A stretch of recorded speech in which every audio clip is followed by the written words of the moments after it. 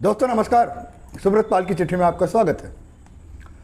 इतिहास, भारत के इतिहास में एक चंद्रगुप्त मौर्य थे, जी हाँ, जिन्होंने पूरे भारत पर राज किया था, सिर्फ वही एकमात्र। उसके बाद सम्राट अशोक थे, वो तो बाहर भी उन्होंने बहुत सारे देशों पर कब्जा किया था भारत के साथ साथ, लेकिन चंद्रगुप्त मौर्य एक ऐसे राजा थे जिन्होंने पूरे भारत पर राज किया था। तो क्या अब हमारे बीच में 20वीं सदी के चंद्रगुप्त आ रहे हैं जिनकी इच्छा है पूरे भारत में राज करने के लिए?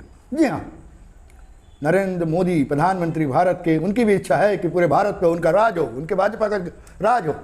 जी हाँ, 20वीं सदी के चंद्रगुप्त बनने की तमन्ना, महत्वाकांक्षा, एम्बिशस या सपना सजोए बैठे हैं नरेंद्र दामोदर दास मोदी, भारत के प्रधानमंत्री। इसीलिए अभी कुछ दिनों पहले, मतलब 7 दिन पहले, उन्होंने भारतीय जनता पार्टी की राष्ट्रीय कार्यकारिणी की मीटिंग ली हैदराबाद में, जिसे भाजपा के लोग कह रहे हैं भाग्यनगर। जी हाँ, कहते हैं हैदराबाद का नाम बदलकर भाग्यनगर रख दिया जाएगा। अब देखते हैं ये भाग्य में है क्या मोदी जी के या नहीं।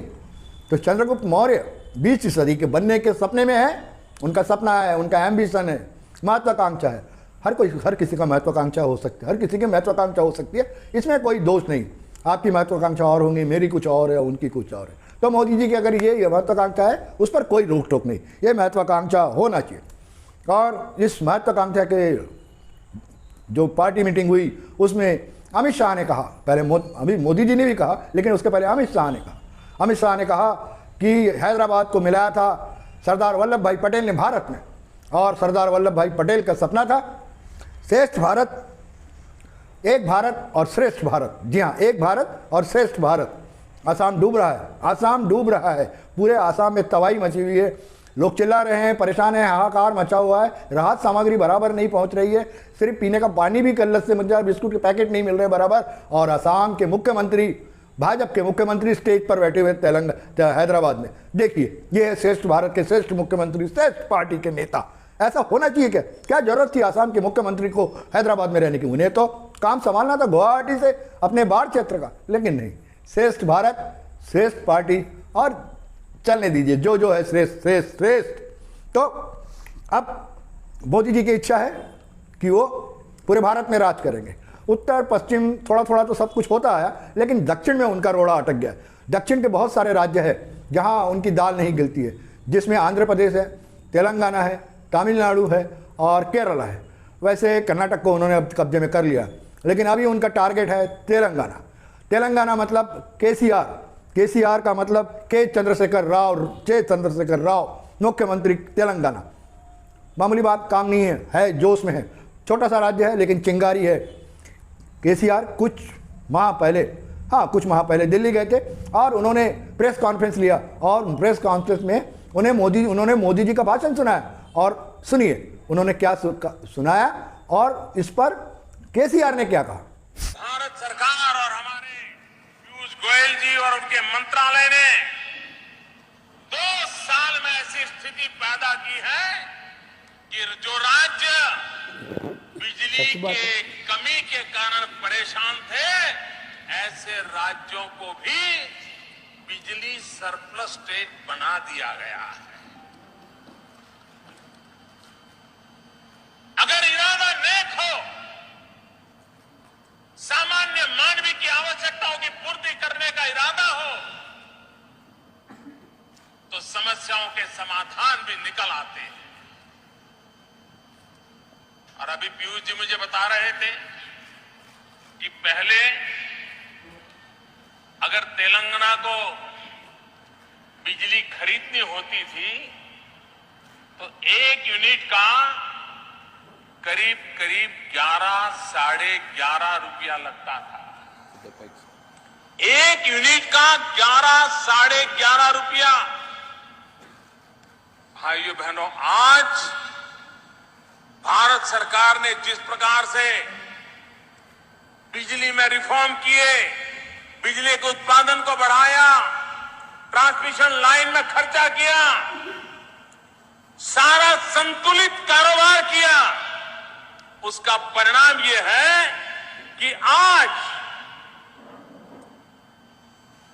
कुछ समय पहले जो बिजली 1 यूनिट 11 साढ़े 11 रुपये में मिलती मिलती थी, आज अभी इसी तारीख 1 रुपया 10 पैसे में मिलती है। राज्य की खजाने के किताब। मैं हाथ जोड़ के पूछ रहा हूं मोदी जी,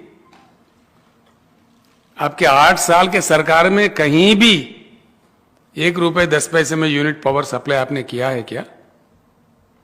ये इतना झूठ, इतनी बड़ी झूठ, और देश के प्रधानमंत्री कहे खुलेआम, तो देश के जनता को क्या समझते हैं लोग, किस प्रकार से गुमराह करते हैं, इसको क्या समझना चाहिए? आप पत्रकार लोग, आप सुने हैं, आपके पास है, ये रिकॉर्डेड है, आप अपने घर में जाके भी सुन सकते हैं। ये मेरा स्पीच नहीं है, यानी कि राष्ट्र राज्य के अध्यक्ष से लेके प्रधानमंत्री तक सारा ही झूठे झूठ, सफेद झूठ। वैसे केसीआर टकरा रहे हैं, केसीआर टकरा रहे हैं नरेंद्र मोदी से बखूबी के साथ। एक छोटे से राज्य के मुख्यमंत्री, शायद 13 है उनके टोटल सांसद या 14 है, एग्जैक्ट फिगर मुझे अभी मेरे पास नहीं है, लेकिन उनके केसीआर के सिर्फ 9 सांसद है। 9 सांसद की कोई अहमियत नहीं होती बॉस, नए सांसद की कोई अहमियत नहीं होती, इसीलिए केसीआर विरोध करने के लिए विरोध कर रहा है, टकरा रहे हैं नरेंद्र मोदी से। लेकिन 9 सांसद लेके दिल्ली जीतना बहुत मुश्किल है। वैसे केसीआर ने कहा था कि विलय फिलय, ये अपोजिशन पार्टियों का विलय फिलय कुछ नहीं, मैं ही अब एक पार्टी बनाता हूँ पूरे भारत में राज करने के लिए, लड़ने के लिए। वो बहुत खड़ी बोली बोलते, लेकिन नफी तुली और सही बात। ये दिगर बात है कि हम हिंदी भाषी के लोग, चाहे सोशल मीडिया के लोग हो या पेपर मीडिया या टीवी, हम साउथ की बातों को उतना महत्व नहीं देते, इसलिए हमें साउथ के मुख्यमंत्रीगण क्या कर रहे हैं, दक्षिण में क्या हो रहा है, ये सब बातें हमें पता नहीं चलता। लेकिन मैं आपको बता रहा हूँ, केसीआर है बहुत अच्छा, उनका तेलंगाना प्रगति कर रहा है और सब कुछ बराबर चल रहा है। और इस बीच में भी केसीआर पूरी मेहनत कर रहे हैं कि मोदी की दादागिरी न चले। आप फेसबुक पे जाइए, यूट्यूब में, सोशल मीडिया पे जाइए और केसीआर को फॉलो कीजिए। मैं इसमें कोई बात नहीं, अगर आप मोदी जी के भक्त हैं, अंधे भक्त हो, कैसे भी भक्त हो, लेकिन एक आदमी जब गाली बक रहा है, दुश्मन है, तो दुश्मन की बात है तो सुनिए, क्या वो सही बोल रहा है गलत, सही बोले या गलत बोले, बस खत्म। खेल वहीं हो जाता है कि केसीआर की शक्ति बहुत लिमिटेड है।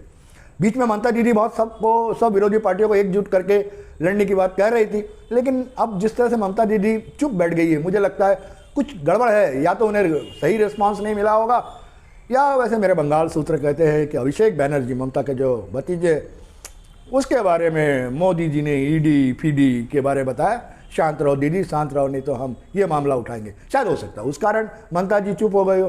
पवार साहब वैसे ही अभी घायल है, तो केसीआर भी कोशिश कर रहे हैं, लेकिन मुझे नहीं लगता कि कब तक करेंगे। वैसे साउथ के भी जो है, दक्षिण के भी जो छोटे आंध्र प्रदेश के जगन बाबू, वो मोदी से पंगा नहीं लेते, बराबर तालमेल बिठा के चल रहे।